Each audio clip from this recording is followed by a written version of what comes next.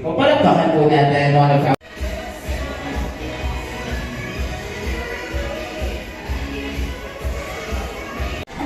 Alright guys, at this very moment in time, of course,